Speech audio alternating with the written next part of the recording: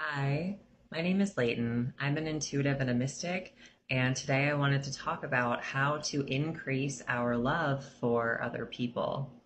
I feel like this is a really important thing to discuss right now because the world is kind of crazy.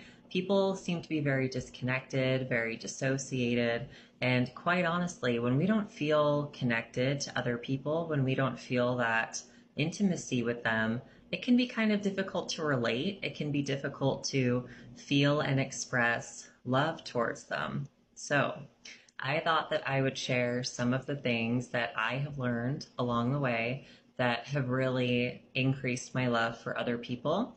And I want to say that where I kind of started with all of this stuff was I used to be a drug addict and I went to rehab in 2011.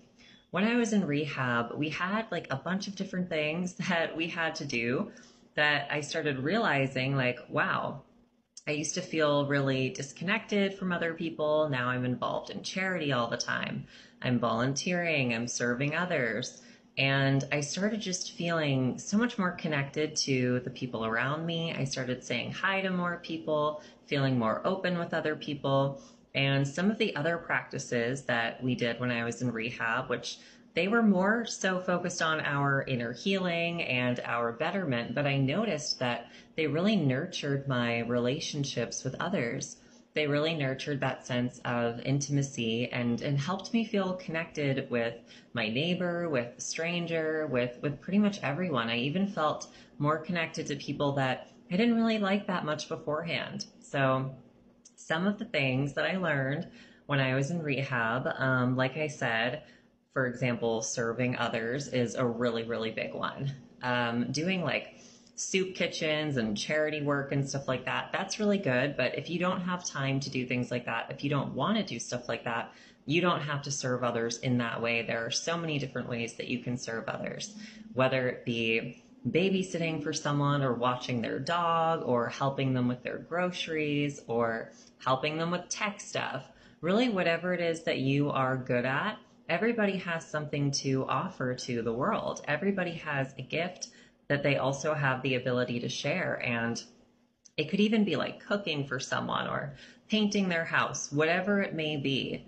Even just offering a listening ear or a kind word can go a really far way with somebody else. It can deepen your connection and it can kind of give you a new perspective on them, a new perspective on their life, and just make it easier to connect and feel love towards them. Another thing, when I was in rehab, it was Christian based, so we were praying all the time. People would actually email us and we would write down all of their prayer requests and spend a very long time praying. Now, prayer is something that I really like and it feels very special to me because I've noticed that prayer is very, very powerful and you don't have to pray in a dogmatic way either. A prayer can simply be an emotion or a holy feeling that you kind of stir up in your heart directed towards a specific person. A prayer could even be something as simple as asking someone for forgiveness in your heart or forgiving them in your heart. You don't even have to have a specific thing that you are asking for.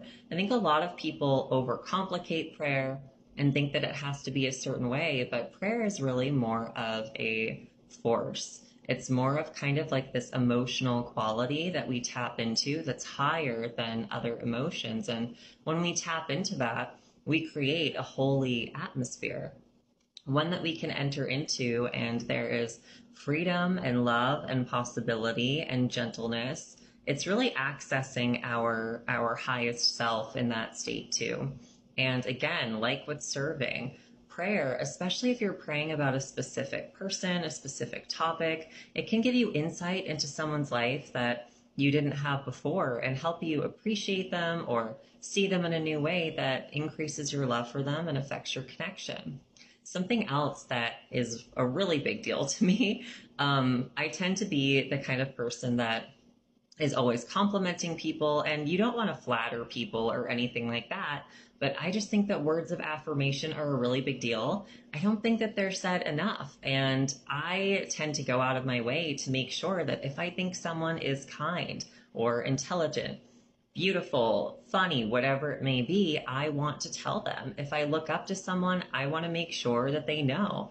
If I appreciate something that someone has said to me or done, I want to say it. So things like, I appreciate you, or I'm really glad that you're here, are things that you've probably heard me say before and I'll probably say again. And it's not, like it's just something I say just to say it. It's something that I genuinely feel. And I think that along with kind of like speaking these words of love and positivity over someone, speaking gratitude is just really, really important. When we speak these things, we're able to kind of tap into how we really feel about that situation. I think it's really easy for us to kind of take things for granted and not really take time to settle in the moment and focus on what we appreciate about someone or what our life would be like without them. And I don't mean that in like an intense or oh my gosh, they won't always be here type way, but really think of the people in your life. Think of the things that they offer you. Think of the qualities that they have about them. Think about the way that they make you laugh or the way that they make you feel inside, how kind they are, how intentional they are, and make sure to let them know. And speaking of laughter, that brings me to my final point. I don't think it's really possible to enter into laughter with other people and not appreciate them and their presence on kind of a deeper level. I've said this before, but laughter is of God. It's really one of the quickest ways that we can enter into our heart space and just feel that connection. Laughter is holy.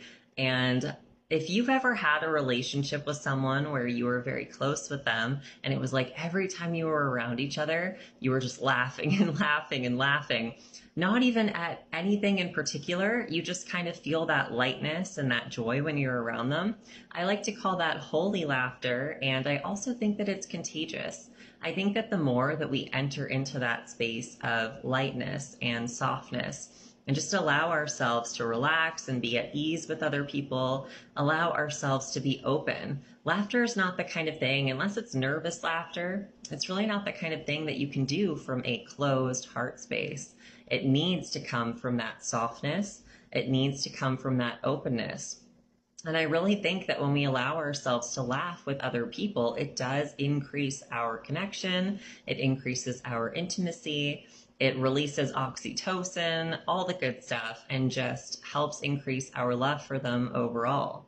So if any of these things helped you, please let me know. If there's anything I didn't think of that you would like to add, I would also be open to hearing that too. Thank you so much for listening.